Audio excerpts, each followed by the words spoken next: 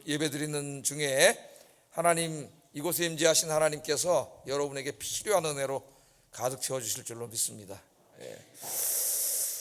자, 오늘은 우리가 읽은 본문 말씀을 중심으로 해서 우리가 믿는 하나님에 대해서 말씀을 전하려고 해요. 설교 제목을 뭐라고 제가 해놨어요? 인간의 상상을 초월하여 역사하시는 하나님. 그러니까 우리 인간의 이성으로 생각하고 판단하고 상상하는 그것을 훨씬 넘어서서 일하시는 하나님, 그런 주제입니다. 자, 우리는 하나님을 믿습니다. 하나님을 믿는다는 것은 하나님이 존재하신다는 것을 믿는 것이죠. 근데 우리는 많은 신들 중에 그 중에 한 분인 하나님을 믿는 것이 아닙니다. 우리는 유일하신 하나님을 믿습니다. 다른 신은 존재하지 않아요. 다른 신들을 믿는다고 하는 것들은 다 우상에 불과하다 그랬어요. 우리는 유일하신 하나님을 믿어요. 근데 그 하나님이 어떤 하나님인가? 아까 우리가 신앙 고백할 때 그 앞부분에서 우리가 고백을 했죠. 우리는 믿습니다. 전능하사 천지를 만드신 하나님 아버지를 믿습니다. 이거 실로 엄청난 신앙 고백을 한 거예요. 여기서 벌써 우리는 이 세상의 한 7, 80% 사람들과 다른 세계관과 다른 삶을 갖게 되는 거예요. 우리는 전능하사 천지를 만드신 하나님 아버지를 믿습니다. 그렇게 고백을 했어요. 자, 그러니까 우리는 하나님이 전능하신 하나님이시라는 걸 믿는 것이고, 그 전능하신 하나님이 하나님의 전능하심으로 천지는 우주를 말하는 거죠. 우주, 지구를 포함하여 이 우주와 그 안에 있는 모든 만물들과 그 우주의 중심이라고 할 수 있는 인간의 생명을 하나님이 창조하셨다는 것을 믿습니다. 그렇게 우리가 고백을 하고 있습니다. 우리 아이들도 예배 시간마다 이것을 고백하므로 6일 동안 학교에 가서 과학 시간에 공부하는 것과는 전혀 다른 것을 우리가 고백을 하고 있는 거죠. 자, 하나님은 창조하셨을 뿐만 아니라 또한 창조하신 세계와 인간의 삶을 하나님이 직접 주관하신다는 것을 믿습니다. 지금 우리가 믿는 것을 뭘 믿는지를 우리가 잘 알고 있어야 돼요. 하나님이 다 창조하셔놓고 그냥 하나님이 아무 상관하지 않고 가만히 계신 게 아니라 지금도 이 우주 만물이 질서정연하게 이렇게 우주가 다 이렇게 움직일 수 있는 것은 하나님이 다 통치하고 계시기 때문에. 그리고 인간의 역사도 우연한 사건들이 계속 우연히 반복되는 것이 아니라 하나님의 계획 속에서 하나님의 목적을 이루어가기 위해 하나님의 역사를 주관하고 계셔요. 어떨 때 보면 역사에 아무 질서도 없는 것 같고 막 전쟁이 일어나고 러시아가 우크라이나를 침범하고 막 이런 일이 벌어져서 무질서한 역사가 우연히 지속되는 것 같지만, 그러나 하나님의 역사를 붙잡고 계시다는, 주관하고 계시고, 또 역사 그러면 굉장히 거창한데 인간의 역사만이 아니라 한 사람 한 사람, 다윗이 여기에 감탄한 거 아니에요? 시편 8편에 천지를 창조하신 하나님이 한 사람 한 사람에게 관심을 갖고 계시고 그 한 사람 한 사람의 인생을 하나님이 관심을 갖고 주관하고 계신다는 거예요. 이게 좀 어려운 말로 섭리하신다 그럽니다. 하나님 섭리하고 계신다는 것을 믿습니까? 예, 우리는 그걸 믿는 사람들이에요. 믿어요. 전능하신 하나님, 이제 우주와 역사는 제껴놓고 나 하나를 한번 생각해 보세요. 그건 너무 큰 문제라 가지고 가슴이 안 아달 수도 있어요.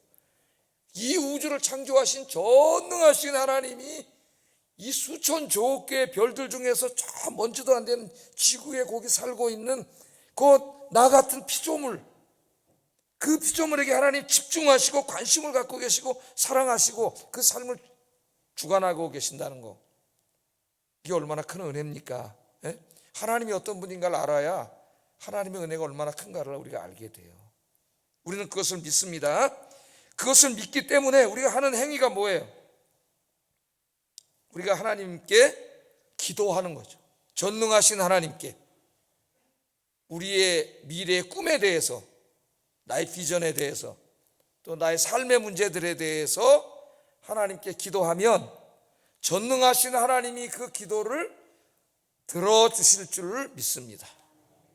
전능하신 하나님이 저에게 와서 사정을 얘기하면은 제가 들어드리죠. 같이 안타까워하고 그럴 수 있지만은 저는 전능하지 않기 때문에 여러분의 문제를 해결해 줄 수는 없어요. 기도해드리죠. 같이 기도. 하나님이 해결해 주시도록. 누가 기도해? 근데 하나님은 전능하시기 때문에 여러분이 기도하면은 여러분의 인생의 문제들을 또 여러분의 마음속에 있는 꿈들을 해결해 주시고 이루어 주실 줄로 믿습니다. 그래서 우리가 기도하는 거예요.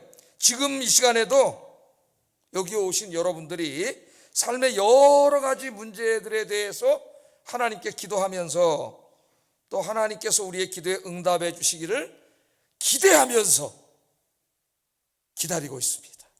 그렇죠? 저도 어떤 인생의 문제들 제가 다 말씀드릴 수 없지만 제 가정, 아이들 여러 가지 문제들, 교회, 목회, 또 인생 힘든 문제들, 또 제 살아있는 동안 하나님 주신 꿈, 이런 것들을 위해서 하나님 앞에 다 기도를. 왜 기도해요? 하나님이 들어주실, 응답해 주실 줄을 믿기 때문에 기도하는 거예요. 기도한 다음에는 하나님이 응답해 주실 것이기 때문에 기대하는 거죠. 기대. 여러분 기도하고 기대하세요. 기대. 기대하면서 기다리고 있어요. 지금도 그런 기도 제목들이 많이 있고 여러분도 아마 다 마찬가지일 거예요. 기도합니다. 그런데 어떤 기도에는 하나님이 즉시로 응답해 주실 때도 있지만 또 어떤 기도에는 상당히 오랫동안 하나님이 기다리게 하실 때도 있어요. 그래요, 안 그래요? 대답을 좀 해보세요. 대답을. 기다리게 하실 때도 있죠. 우리가 기도하고 있는데 오랜 동안 기도하고 있는데도 상황이 전혀 변하지 않고 어떤 때는 오히려 더 악화되는 것처럼 그런 일이 진행될 때도 있어요. 그때 우리는 당황하게 되고 우리의 믿음이 흔들리게 됩니다. 믿음을 잃어버리는 분도 있어요. 내가 이렇게 기도하는데 분명히 응답해 주신다고 했는데 일들이 해결될 것 같지 않고 해결될 기미는 보이지도 않고 상황은 변화될 것 같지도 않고 일도 안 변화되고 있고 어떻게 보면 더 나빠지고 있고 그럴 때 우리가 실망하는 거죠. 우리 인간의 믿음이 연약합니다. 근데 오늘 본문은 기도하면서 하나님의 응답을 기다리고 있는 분들에게 큰 위로와 확신을 주시는 말씀이에요. 본문은 우리가 기도하고 있을 때 우리의 눈에는 보이지 않고 느껴지지 않을지라도 하나님은 우리의 기도를 들어주시기 위해서 지금 어디에선가 누구에게선가 일하고 계시다는 것을 보여줍니다. 우리가 기도하잖아요 지금. 기도하는데 오랫동안 기다리고 있어요. 근데 우리 눈에는 아무것도 보이지 않아요. 아무 상황도 변하지 않아요. 그렇다고 하나님 가만히 계신 게 아니에요. 그러고 있는 동안에 하나님은 우리가 알지 못하는, 우리가 보지 못하는 어느 곳에서 우리의 기도를 들으시고 그 기도를 이루어 주시기 위해서 일하고 있다는 거예요. 일하고 있다는 거예요. 이게 굉장히 중요한 신앙이에요. 저도 이 말씀을 준비하면서 큰 위로를 받습니다. 확신을 얻고 오늘 거기에 대해서 제가 설교를 하려고 그래요. 여러분이 믿음으로 기도하고 있다면 당장은 눈에 보이지 않더라도 아무것도 일어나지 않고 있는 것이 아니라 하나님이 어디에선가 일하고 계시다니까요. 지금 어디에선가? 자, 오늘 이야기가 이제 요셉 이야기입니다. 요셉을 중심으로 한번 이야기 좀 생각해 보려고 그래요. 요셉 그동안에 이제 요셉 설교할 때는 하나님의 섭리에 대해서 많이 설교를 했는데 오늘 하나님의 섭리보다는 이 부분을 좀 설교를 하려고 합니다. 자, 요셉 이야기의 이제 중요한 주제가 여러 가지가 있는데 그 중에 하나가 이제 꿈을 이루어 주시는 하나님이죠. 꿈을 이루어 주시는. 여러분 꿈이 있으세요? 꿈이 있어야죠. 꿈. 네? 살아있는 동안은 사람이 이제 마음속에 꿈이 있어야죠. 근데 우리 하나님은 여러분의 마음의 소원, 여러분의 꿈을 이루어 주시는 하나님. 그걸 가르쳐 줘요. 자, 요셉이 17살 됐을 때 하나님이 그의 꿈속에 찾아오셔가지고 요셉에게 꿈을 주셨어요. 네? 꿈속에 찾아오셔서 꿈을 줬는데 그 꿈 내용은 여러분이 다 잘 알고 있습니다. 지도자가 되는 꿈이에요. 지도자가 되는 꿈. 그래서 요셉은 하나님이 그 꿈을 주신 다음부터 그 꿈을 가슴에 품고 하나님 주신 비전을 가슴에 품고 그때가 17살인데 이제 고등학교 1학년 우리나라 나이로 말하면 기도했죠. 하나님 옆에. 하나님이 꿈을 이루어 주실 때까지 기도하면서 기다리고 있었습니다. 근데 어느 날 요셉이 형들의 미움을 받아가지고, 예? 아버지가 요셉만 사랑하니까 형들이 시기를 했어요. 그래서 미움을 받아가지고 이 노예상들에게 팔아먹어 버렸어요, 형들이. 그래서 그 아라비아 상인들인데 애굽으로 내려가는 노예상들인데 요셉을 사가지고 애굽 시장에 갔죠. 그 노예 시장에다가 요셉을 내놓고 이제 거기서 애굽의 사람들이 와서 노예를 사가는 거예요. 그래서 많은 이제 노예들이 거기 와 있고 노예를 살려는 이제 애굽의 검문세가들이 와서 막 고르는데, 그때 하필이면 거기에 애굽의 왕의 경호를 담당하고 있는 친위대장, 옛날 성의 시위대장 되는 굉장히 권력이 있는 보디발이라고 하는 사람이 하필이면 그날 노예를 사러 왔어요. 그 노예를 사러 왔는데 그 많은 노예들 중에 눈에 딱 드는 친구가 누구 있었냐면 요셉이 눈에 딱 들어가지고 요셉을 자기 집에 노예를 사간 거죠. 그러니까 하나님의 섭리의 관점에서 설교하면 이것 하나하나가 정말 기가 막힌 거예요. 우리 인생의 모든 일들은 우연이 없어요. 하나님이 다 그렇게 각본 속에서 이끌어 가시는 거예요. 그래서 이제 그 친위대장 집에 가정노예로 팔려가게 됩니다. 친위대장 그러면은 지금으로 말하면 이제 대통령 경호실장에다가 우리나라 수도경비사 사령관 정도를 합친, 예? 엄청난 권력자죠. 그 가정노예로 팔려갔는데 요셉이 거기 가서도 기도하면서 하나님 믿는 사람으로 정직하게 성실하게 일하니까 보디발이 눈에 들었어요. 그래서 보디발이 가정의 모든 일, 자기 부인 빼는 건 다 맡겼어. 네 알아서 해라, 이거 잘해라. 청직이라 그러잖아요, 그런 사람을. 요셉이 성실하게 일을 하는데 요셉이 얼마나 잘생겼는지 하여튼 그 유대인들의 이야기를 읽어보면은 요셉이 이제 시중을 들잖아요. 근데 보디발의 아내 또 그 이제 높은 사람들 부인들이 와가지고 이제 와서 잔치를 하지. 성경 얘기 아닙니다. 이거는 그냥 유대인들의 이야기예요. 이제 사과를 깎는데 사과를 깎다 요셉을 보니까 요셉이 너무 잘생겨가지고 요셉을 쳐다보다 손을 뱉다는 얘기가 있어. 성경 얘기는 아니에요. 유대인들의 그냥 이야기예요. 그렇게 이제 잘생겼다 이게요. 보디발의 아내가 이제 성적인 유혹을 했지만은 이 요셉은 하나님을 믿는 사람이기 때문에 그런 일 할 사람이 아니에요. 예? 그래서 정명석이가 요새 그런 걸 요구한다는데 그 하나만 봐도 그 사람은 뭐예요? 이단이고 사탄 막이라는 걸 보여주잖아요.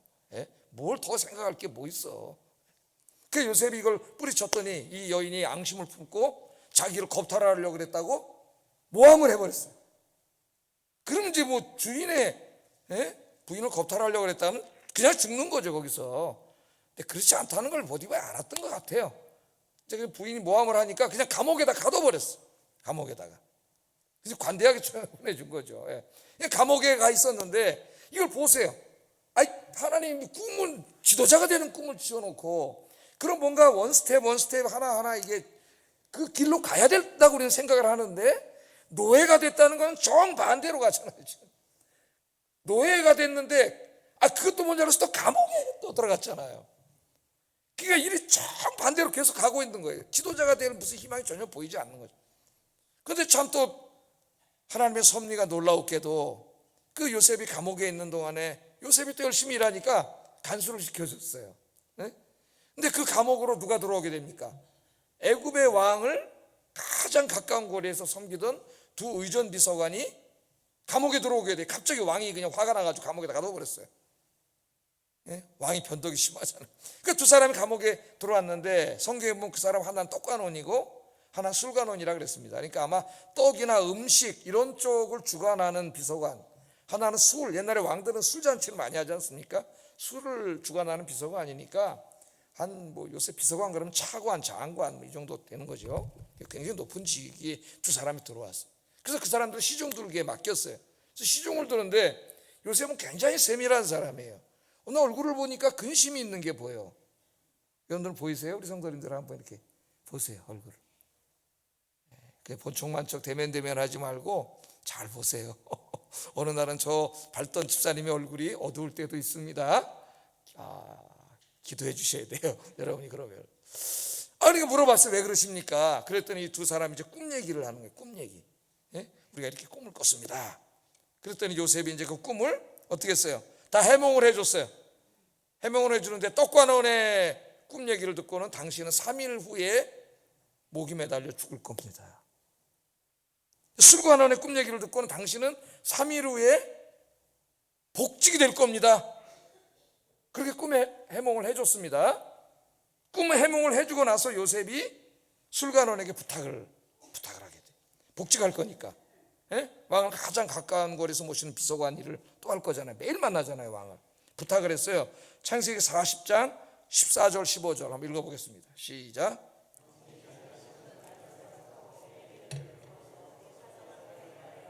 이 집에서 나를 건져 주소서. 나는 히브리 땅에서 끌려온 자요, 여기에서도 옥에 갇힐 일은 행하지 아니하였습니다. 그러니까 당신이 이제 3일 후에 복직을 할 텐데, 나는 히브리인으로서 끌려온 사람입니다. 난 여기서도 감옥에 들어올 일을 하지 않았습니다. 난 억울합니다. 그러니까 당신이 왕을 다시 모시게 될 때 나를 꼭 기억해 주시고 풀어주세요. 그렇게 이제 부탁을 했어. 3일 후에 진짜 이제 이 술관원이 꿈 해몽대로 복직이 돼가지고 다시 왕을 지근거리에서 모시게 되었고, 떡관원은 죽었습니다. 자, 요셉은 이날부터 뭘 기다렸을까요? 요셉은 이제까지는 하나님만 의지하고 살았어요. 그런데 이날부터는 누구를 더 의지하게 돼요? 인간이 마음이 술관원을 바라보게 되잖아요. 저 사람이 나가서 이제 왕한테 말만 해주면 자기가 나가니까. 그런데 오늘 성경을 읽어보면 술관원은 까맣게 요셉을 잊어버렸다 그래요. 40장 23절에 보면 술 맡은 관원장이 요셉을 기억하지 못하고 그를 잊었더라. 보통 사람 같으면 여기서 좌절했을 겁니다. 그 빅토르 프랭클이 쓴 그 책을 읽어보면은 그 아우슈비츠 감옥에 이제 갇혀 있는데 꿈 얘기를 어떤 사람이 꿈을 꿨는데, 꿈을 이제 꿈을 깨면서 자기가 크리스마스 날 석방되는 꿈을 꿨다 그래요. 한 몇 달 앞두고 있었는데, 그래서 크리스마스 날만 기다리고 사는 거예요. 이 사람이 석방된다고. 그 크리스마스 날이 왔는데 석방되지 않았어요. 그래서 이 사람이 죽었어요. 그러니까 헛된 것을 의지하다가 그것이 이루어지지 않으면 거기서 인간이 좌절하게 되는 거예요. 근데 요셉도 아마 인간적으로 성경엔 자세히 다 나오지는 않지만 그런 일이 있지 않았을까. 그러나 요셉은 하나님을 경외하는 사람이기 때문에 자기를 회개하고, 내가 하나님을 의지하고 살아야 되는데 인간을 잠깐 의지했구나. 그리고 이제 아마 기도하면서 계속 이제 하나님을 의지하고 그렇게 살았습니다. 자, 그렇게 2년이라는 시간이 지나갔다 그래. 2년이라는 시간이. 술관원에게 완전히 잊힌 사람이 됐어요. 하나님이 요셉에게 주신 지도자가 되는 꿈은 이게 어떻게 되는 건가? 우리가 이제 이런 상황에 있으면 많이 좌절하게 됩니다. 사실은 요셉이 처한 현실은 그것이 허망한 꿈이고 도저히 실현 불가능한 꿈임을 보여줘요. 현실에 경험하는 것들은. 상황은 그래요. 하나님은 과연 어떻게 요셉의 꿈을 이루어 주실 것인가? 여러분 잊지 마세요. 하나님은 신실하신 하나님이십니다. 성경에서 하나님에 대해서 우리에게 가르쳐 줄 때 제일 많이 강조하는 게 하나님은 신실하신 분이다. 우리 인간은 신실하지 않아요. 변덕이 죽을 듯하고. 그렇지만은 하나님은 신실하신 분이에요. 하나님이 약속하신 것을 반드시 이루어 주시는 하나님이에요. 요셉은 그것을 믿었기 때문에 잠깐은 흔들리기도 했지만은 까지 하나님 의지하고 감옥에서 2년 또 기도하고 있습니다. 자, 현실은 모든 것이 불가능해 보이고 인간의 이성으로 판단할 때 요셉이 지도자가 될 가능성은 없어 보입니다. 요셉이 처한 현실은 요셉이 평생 감옥에서 노예로 살다가 죽을 것 같아 보여요. 아무것도 무슨 변수가 없어요. 변수가. 하나님은 어떻게 요셉의 꿈을 이루어 주실 것인가? 오늘 본문은 인간의 상상을 초월하 역사하시는 하나님의 역사에 대해서 가르쳐 주셔요. 하나님이 살아계십니다. 잊지 마세요. 신실하신 하나님, 여러분을 너무나 사랑하시는 하나님이 살아계셔요. 여러분이 하나님을 의지하고 기도하는 한 여러분은 절대로 망하지 않습니다. 오늘 성경 말씀이 그걸 보여줘요. 한번 읽어볼까요? 말씀 보겠습니다. 자, 술관원이 이제 복직을 한 후 2년이라는 세월이 지났습니다. 요셉이 기다렸지만 잊혀졌다 그랬잖아요. 술관원은 요셉을 잊었지만 하나님은 요셉을 잊지 않으셨습니다. 우리 이사야서에 보면 이사야가 뭐라 그래요? 이스라엘 백성들이 바벨론 70년 나라 뺏기고 고통당하면서 하나님 우리를 잊으셨나 보다, 우리를 버리셨나 보다, 그렇게 한탄하니까 하나님이 이사야 선지자를 보내서 뭐라 그래요? 여인이, 엄마가 어찌 자기 배에서 난 자식을 잊을 수가 있느냐? 혹시 엄마는 너를 잊을지라도 나는 너를 절대로 잊지 아니하리라. 아멘. 이 말씀에 가슴이 뜨거워지고 그냥 내가 확 되는 거죠. 엄마는 자식을 잊지 않는데 혹시 엄마는 자식을 잃을지라도 나는 너를 절대로 잊지 않는다. 하나님 요셉을 잊지 않으셨습니다. 자, 하나님이 정하신 때가 되었을 때에 하나님이 하나님의 방식으로 일하기 시작합니다. 자, 어떻게 하나님이 일하셨을까? 어떻게 요셉의 기도를 응답해 주시려고 일하셨을까? 오늘 성경에 보면은 인간이 상상할 수 없는 방식으로 하나님이 역사하십니다. 어떻게 역사하셨어요? 바로의 꿈속으로 찾아가셨어요. 꿈속으로. 1절에 보면 만 2년 후에 바로가 꿈을 꿨다 그랬어요.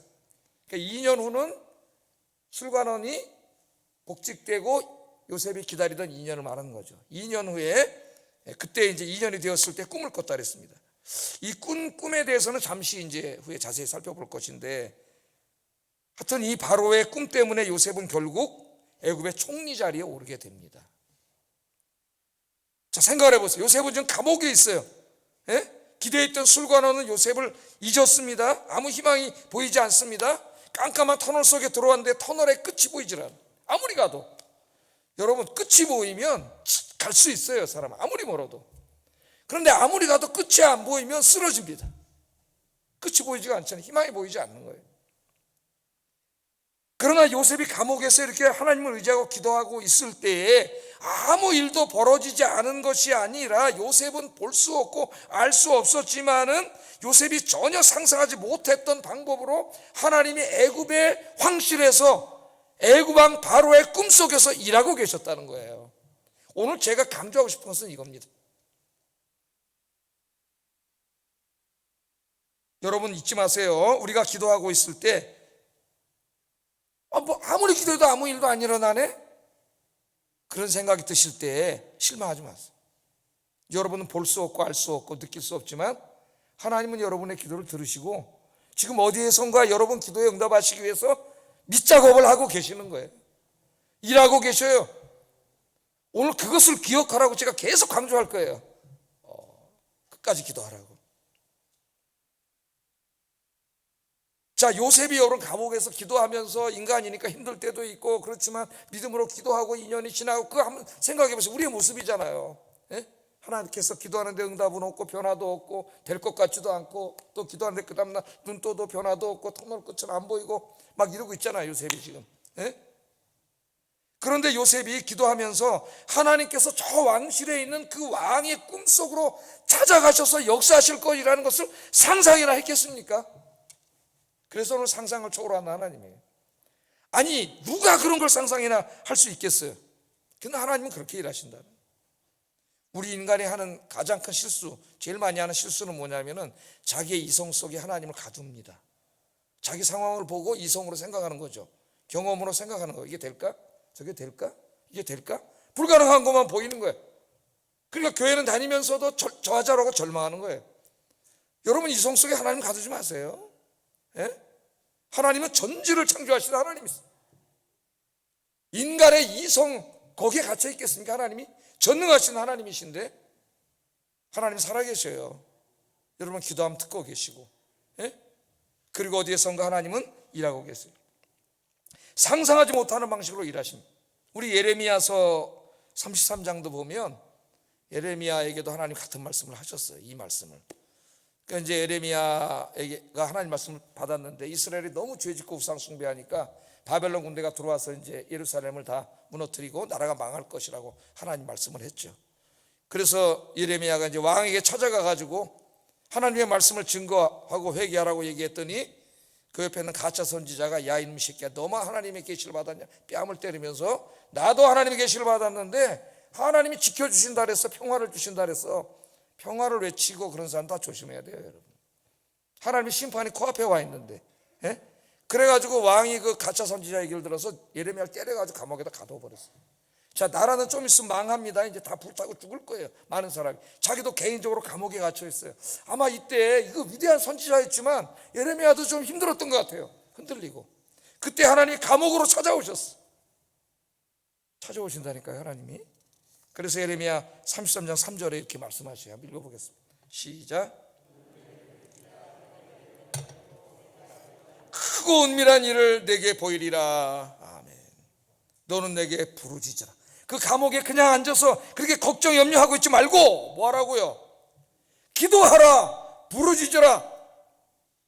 여러분, 무릎 꿇고 주저앉아서 낙마하고 자기 연민에 빠져서 그렇게 살지 마시고 벌떡 일어나서 기도하시기를 주의 이름으로 축복합니다. 하나님이 기도하라, 부르짖으라. 그럼 내가 내게 응답하겠고, 그렇게 말씀하셨죠. 간단하잖아요, 신앙은. 기도하라, 응답하리라. 그런데 그 다음 말씀이 뭐라 그래요? 네가 알지 못하는 크고 은밀한 일을 내게 보이리라. 네가 상상하지도 못하고 알지도 못하는 크고 은밀한 일을 내게 보일 것이다. 하나님 그렇게 역사할 거다. 예레미야가 인간적으로 생각해 보니까 가능성이 안 보이거든. 거기서 아무리 머리를 돌려도 하나님 말씀하시는 거예요. 기도해, 내가 응답해 주는데 네가 상상하지 못했던 방법으로, 전능하신 하나님의 방법으로 내가 응답하리라. 이 믿음을 위해서 기도하세요. 절대로 쓰러지지 않아요. 우리가 아무리 절망적인 상황에 놓여 있다 하더라도 하나님께 기도드리면 하나님이 들으시고 응답해 주십니다. 때로는 우리가 도저히 생각하지 못했던, 아니 상상할 수 없었던 방식으로 응답해 주셔요. 하나님을 신뢰하고 기도하세요. 애구방의 꿈을 통해서라도 하나님이 응답해 주시는 줄로 믿습니다. 그만 꿈으로 들어가 볼까요? 이제 어떤 꿈을 꿨는지. 2번 꿈을 꿨어요. 2번 꿈을. 여러분은 뭐 이미 성경을 많이 읽으신 분들은 잘 알고 있는 내용입니다. 1절 4절 말씀 보면은 만 2년 후에 바로가 꿈을 꾼즉 자기가 나일 강가에 서 있는데 보니까 살찐 7 암소가 강가에서 올라와가지고 기름지고 살찐 암소가 탁 갈 때 풀을 뜯어먹고 있는데, 아 그것만 있었으면 얼마나 좋을까. 좀 있다가 흉측하고 빼빼 마른 암소 7마리가 올라오더니 기름진 암소를 7마리 다 잡아먹어버렸어요. 깜짝 놀라서 깼습니다. 거꾸로 됐으면 얼마나 좋을까요? 예? 깜짝 놀랐어요. 여러분 이런 꿈 꿨으면 길몽인 것 같아요? 흉몽인 것 같아요? 예. 그리고 이제 또 바로 잠이 들었는데 2번째 꿈을 또 꾸게 됩니다. 이 꿈은 이제 하나님으로부터 온 꿈이기 때문에 내용은 다르지만 주제는 같은 거예요. 5절에서 7절에 보면은 무성하고 알곡이 가득한 7 이삭이 이렇게 쫙 나와. 얼마나 좋겠어요? 예? 여러분 그런 꿈 꾸면 좋잖아요. 그런데 좀 있다 보니까 빼빼마르가 그 흉측한 이삭이 나오더니 홀라당 다 잡아먹어 버렸어. 그것을 깜짝 놀라서 이제 꿈을 깼는데 바로가 이 꿈을 이제 흉몽이라고 생각을 한 거죠. 그래서 오늘 말씀해 보면 번민을 했다 그랬어요. 아침에 8절 한번 읽어보겠습니다. 시작. 아침에 이 꿈을 꾸고 어쩔 줄 몰랐어요. 그때는 전쟁도 막 일어날 때고 막 안에서 막 구테타도 많이 일어나고 막 왕들이 독살도 당하고 막 이런 일들이 비일비재할 때입니다. 불안하고 그럴 때. 불안할 때 여러분 이런 꿈을 꾸면은 더 불안하겠죠. 그러니까 번민을 한 거예요. 번민을. 이거 어떡하지? 번민을 한 거예요. 자, 여기 이제 좀 더 진행하기 전에 한번 우리가 조금 이단에 빠지지 않게 해서 꿈이라는 것에 대해서 좀 잠깐 생각해 보기를 원합니다. 어떤 분은 이제 요셉도 꿈을 꿨고 바로도 꿈을 꿨고 아까 그 관원장도 꿈을 꿨고 하나님이 꿈을 통해서 계시해 주신 것처럼 하나님이 꿈을 통해서 저에게도 계시해 주셨습니다. 이렇게 말하는 사람들이 많이 있어요. 굉장히 조심해야 됩니다, 여러분. 그래서 꿈에 대해서 좀 잠깐 말씀드리겠습니다. 모든 사람이 꿈을 꿉니다. 대부분의 꿈들은 아침에 일어난과 동시에 잊어버려요. 잘 기억나지 않아요. 다 꿈을 꾼다래요. 잊어먹는 거예요. 생각 잘 안 나죠? 예? 그러나 어떤 꿈은 아침까지, 저녁까지, 그 다음날까지 계속 생생하게 기억되는 꿈이 있어요. 대충 어떤 꿈이에요? 좋지 않은 꿈. 그 꿈을 꿨는데 그게 자꾸 영상이 떠올라서 불안한 꿈이 있죠. 불안한 꿈. 네, 그런 꿈을 꿀 때도 있습니다. 자, 그래서 이 꿈에 대해서 평생 연구했던 그 칼 융이라고 하는 심리학자는 자기가 꿈을 꾼 다음에 잊어먹을까 봐 눈을 뜬 다음에 적었다 그래. 막 무슨 꿈을 꿨는지 쓰고 나중에 이제 그 꿈을 자기가 해석하고 막 이제 해몽하고, 심리학자들 꿈을 해석하잖아요. 왜냐하면 그게 이제 무의식의 발로라고 생각하기 때문에 그런 일을 해요. 그렇게 하기도 했죠. 자, 누가 만약에 꿈을 통해서 아까 제가 말씀드린 대로 성경에 없거나 혹은 성경과 다른 계시를 받았다고 주장한다면 그는 100% 이단입니다. 100% 이단이에요.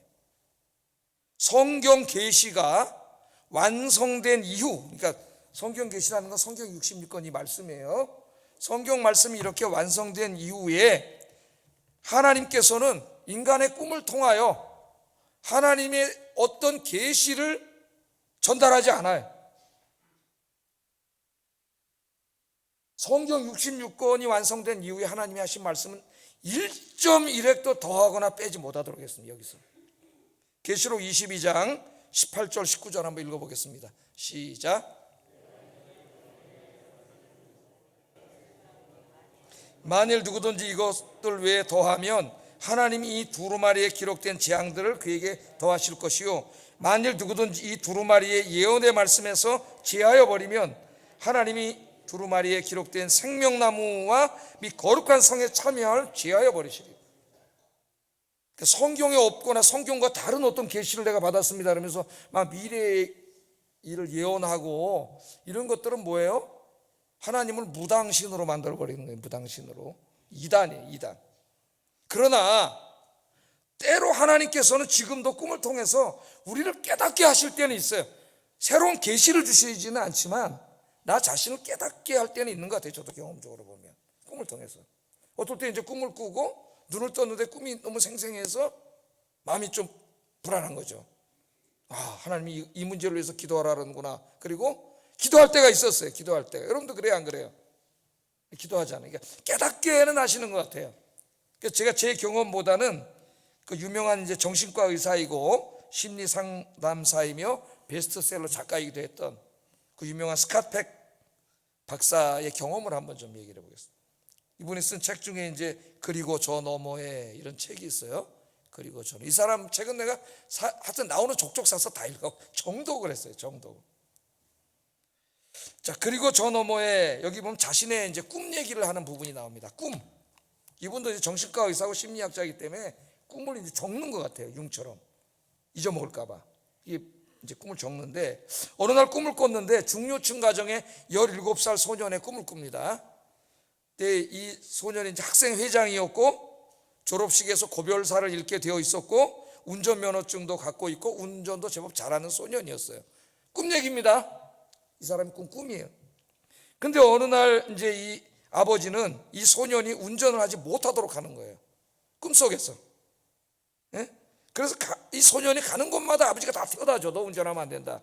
그리고 이제 깼어요. 그래서 이걸 이제 꿈을 막 적은 거죠. 적었고 이 꿈을 어떻게 해석해야 되지? 이런 이제 생각을 했대요, 자기가. 예? 어떻게 해석할지 몰랐답니다. 그래서 꿈 이야기를 글로 써놓은 지 사흘이 지난 후에 이 스캇팩이 이제 그 자기가 쓴 글자를 가만히 봤더니 그 아버지가 뭐예요? father잖아, father의 첫 글자를 소문자로 쓰지 않고 대문자로 자기가 써놨더래요. 무식하게 대문자로. father를 대문자로 쓰면 누구예요? 하나님이시지. 하나님 아버지예요. 그래서 자기가 이 꿈을 통해서 깨닫게 된 게 뭐냐면, 하나님이 네 인생의 운전대를 네가 잡지 말고 father에게 맡겨라. 아버지에게 맡겨라. 하나님 나를 이렇게 깨닫게 해주시는구나. 그래서 이 이후로 자기는 자기 인생의 운전대를 자기가 잡지 않고 하나님께 맡기고 살았답니다. 할렐루야. 이 똑똑한 사람이 하버드 대학을 나와가지고 전 세계적인 석학인 이 사람이 얼마나 교만했겠어요. 자기 인생 때 딱 운전대를 내가 잡고 내가 여기 있었는데 꿈속에 하나님 깨닫게 하셔가지고 아버지 하나님이 운전대를 못 잡게 운전대를 하나님께 맡겼다는 거예요. 그러니까 이제 꿈을 통해서 하나님 깨닫게 하실 수는 있지만 성경과 다르거나 없는 어떤 새로운 계시를 하나님이 주셨다는 것은 거짓말이라는 거예요. 이것을 제가 꿈이 굉장히 중요하기 때문에 말씀을 드립니다. 자, 어쨌든 오늘 본문은 성경 계시가 완성되기 전에 66권의 성경이 계시가 완성되기 전에 있었던 일이기 때문에 그때는 종종 하나님이 성경을 읽어보면 꿈을 통해서 미래의 어떤 일이나 하나님이 하신 일들을 계시해 주셨어요. 성경에 그런 게 많이 나오죠. 성경에도 있는데 그것 때문에 헷갈릴까 봐 제가 말씀을 드린 거예요. 지금 그때는 주셨어요. 자, 바로가 이제 이 꿈을 꿨는데 이게 해몽을 해야 되잖아요. 해몽을 할 수가 없으니까 애굽 땅에 꿈 해몽의 일가견이 있는 사람들을 다 불러 모았습니다. 황제의 명령으로. 8절 한번 읽어보겠습니다. 시작.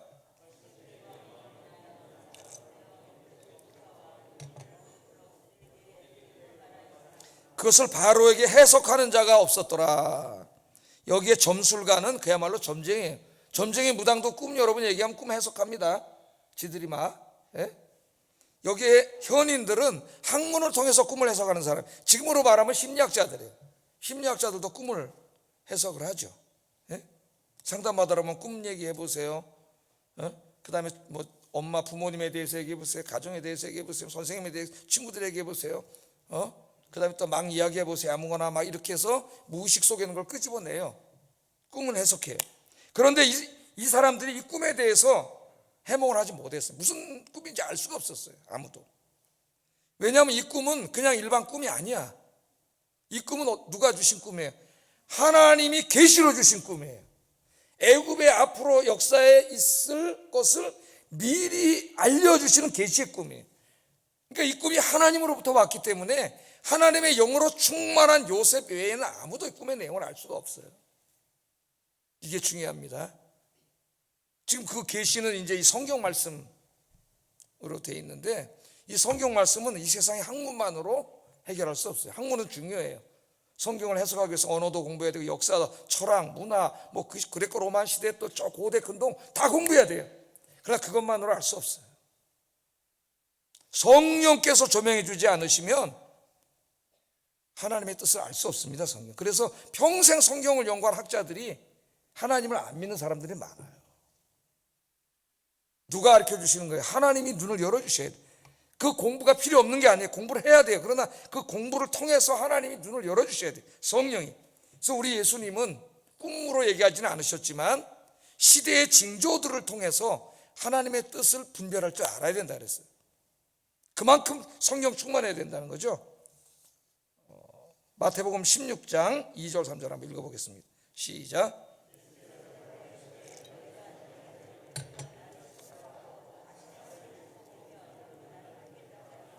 너희가 날씨는 분별할 줄 알면서 시대의 표적은 분별할 수 없느냐.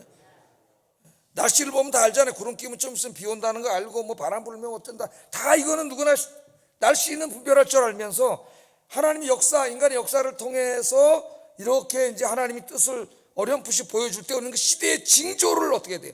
징조를 파악해야 돼요. 정말 말세구나. 주님 오실 날이 얼마 안 가까웠구나. 깨달아요. 그런데 어두운 자가 되지 말라고 주님이 책망하셨어요. 자, 애굽이 이제 계속 설교를 해보겠습니다. 그 누구도 바로의 꿈을 해석하지 못해요. 애굽의 그 누구도. 그러니까 바로의 범민은 더해가는 거겠죠. 뭐 성경에 안 나오지만 어떻게 하겠어요? 맨날 술 마시고 그랬겠죠. 술 마시고. 근데 지금 술관원이 여기 있잖아요. 술관원. 왕이 범민하고 꿈을 해석하는 사람은 없고 왕은 자꾸 술만 마시고 이렇게 있을 때 갑자기 딱 생각이 났다는 게 누가 생각이 났을까요? 2년 전에 요셉이 생각이 난 거예요. 그러니까 누가 생각나게 하셨을까요? 하나님이 생각나게 하셨어요. 그 술관원장의 의식 속에 하나님이 착 들어가셔가지고 요셉을 딱 생각나게 하신 거예요. 그랬더니 이 술관원장이 왕에게 지금 사죄를 하잖아요. 사죄 용서해달라고. 그러면서 요셉을 소개합니다. 10절 13절 한번 읽어보겠습니다. 시작. 신의대장의 집에 가두셨을 때 나와 그가 하룻밤에 꿈을 꾼즉 각기 뜻이 있는 꿈이라. 그곳에 신의대장의 종된 히브리 청년이 우리와 함께 있기로 우리가 그에게 말하매 그가 우리의 꿈을 풀되 그 꿈대로 각 사람에게 해석하더니 그 해석한 대로 되어 나는 복직되고 그는 매달렸습니다. 이거 왕이 너무 잘 알잖아요. 지가 다 한 거니까. 예? 요셉을 소개해서. 그래서 이제 요셉이 왕 앞으로 나오게 되는 거죠. 저기 감옥에 있는 죄인이 그 당시 최고 강대국의 황제로 어떻게 만납니까, 여러분? 만날 수 있는 일이 없는 거죠. 예? 그러나 하나님이 이 일을 통해서 요셉을 데려오게 하신 거예요. 데려오게. 여기에서 그 하나님의 때, 하나님의 타이밍이 굉장히 중요합니다, 여러분. 하나님의 타이밍과 내 타이밍이 다르기 때문에 힘든 거예요. 하나님은 이때에 응답하시려고 준비하고 계신데 나는 너무나 조급하고 급하기 때문에 이때 달라고 막 요구를 하기 때문에 힘들어지는 거예요. 하나님 응답 안 하신다. 자, 한번 생각해 봅시다. 2년 전에 요셉이 부탁했잖아요. 왕 앞에 가면 나를 기억해 주세요. 난 죄가 없습니다. 자, 2년 전에 술관원이 왕 앞에 가서 기억이 나가지고 왕한테 얘기해서 왕이 억울한 사람에게 빼줬다고 한번 생각을 해보세요. 그럼 요셉이 어떻게 했을 것 같아요? 그 길로 도망가가지고 집으로 갔겠지. 예? 그럼 애굽의 총리가 될 수 없었겠죠. 지도자가 되지도 못했겠죠. 그런데 오늘 2년을 더 기다렸습니다. 물론 이제 이 모든 것은 하나님의 각본 속에 있는 거예요. 뜻 속에. 그 애굽이 왕이 지금 꿈을 꿨어요. 무서운 꿈을 2번이나 꿨어요. 불길한 꿈이에요. 불안해서 견딜 수가 없어. 아무도 꿈 내용을 해석하지 못해. 막 그 번민하고 있을 딱 그때, 바로 그때 하나님이 술관원장의 의식 속에 딱 들어가셔가지고 생각이 딱 나게 합니다. 요셉을 가장 필요로 하고 있을 때, 그때 요셉이 딱 불러오니까 요셉이 그 꿈을 딱 이렇게 해석해 줬죠. 이제 그 다음 이야기는 여러분 잘 아시잖아요. 예? 앞으로 애굽 역사에 7년의 풍년이 있을 것이고 그 다음에는 극심한 흉년이 7년 동안 있을 것입니다. 그걸 얘기해주고 그것만 얘기한 게 아니라 그렇기 때문에 7년 동안 풍년에 들 때 어떻게 준비를 해야 되고 통치를 어떻게 해야 되고 국가 재정을 어떻게 써야 되고 지금 경제로 말하면 다 그런 거죠. 다 준비하고 흉년을 어떻게 대비해야 된다는 걸 쫙 얘기하니까 그 애굽 왕과 신하들이 그 지혜를 따라갈 수가 없어. 누가 주셨을까요? 그 지혜는 하나님이죠. 우리 지도자들에게 그런 지혜를 달라고 여러분 기도하시기 바랍니다. 하나님 주신 거예요. 그래서 애굽 왕이 그 죄수였던 요셉을 어느 자리에 앉혀요? 총리의 자리에 앉혀요. 총리의 자리에. 할렐루야. 여기 보면 하나님의 기가 막힌 타이밍을 알 수가 있어요. 하나님은 하나님이 정하신 때에 하나님의 방식으로 일하세요. 그러니까 우리가 지금 기도하고 있잖아요. 그런데 막 1년이 지나고 2년이 지나고 지금 2년이 지났는데 아무것도 변하지 않고 계속 감옥에 있고 변할 생각 보이지도 않아. 그냥 깜깜한 터널이야. 그런 2년이 있다고 해도 염려하지 마세요. 지금 하나님은 어떻게 하고 계세요? 여러분이 보이지 않는 곳에서, 상상도 하지 못하는 곳에서 여러분의 기도를 이루어 주시려고 일하고 계세요. 하나님이 정하신 때에 정확한 그때에 응답하시려고 일하고 계시다는 거 절대 잊지 마세요. 여러분이 중요한 건 뭐예요? 지금 기도하고 있느냐 안 하고 있느냐, 그게 중요한 거지. 하나님 의지하고 기도하고 있느냐 안 하고 있느냐. 여러분이 하나님 의지하고 기도하고 있다면 하나님은 지금 일하고 계셔요. 이 하나님을 의지하고 기도하시는 여러분 되기를 주의 이름으로 축복합니다. 오늘 설교 다 잊어먹어도 괜찮은데 바로 이거예요. 내가 기도할 때에 내가 보지 못하고 느끼지 못해도 하나님은 어디에선가 나를 위해 일하고 계신다. 다 잊어먹어도 되니까 요건 잊어먹지 마세요. 기도하겠습니다. 기도 제목 화면을 보면서 기도하겠습니다. 사랑하신 아버지 하나님, 감사합니다. 인간의 상상을 초월하는 방식으로, 우리가 생각하지 못했던 방식으로 우리가 기도하고 있을 때 우리가 보지 못하고 느끼지 못한다 할지라도 하나님은 일하고 계시다는 것 절대 잊지 않게 하시고, 오늘 시간에도 주님의 때에 주님이 응답하심을 믿고 기도하며 살아가는 저희들이 되도록 인도해 주시기를 원합니다. 잠깐 동안 터널을 지날 수도 있습니다. 깜깜할 수도 있습니다. 어려울 수도 있습니다. 힘들 수도 있습니다. 그러나 기도를 포기하지 않게 해주시옵소서. 요셉처럼 하나님을 의지하고 기도하면 하나님은 일하고 계시다는 것 분명히 믿고 오늘도 기도로 승리하는 우리 아영교회 성도들 되게 하여 주시옵소서. 예수님 이름으로 기도드립니다.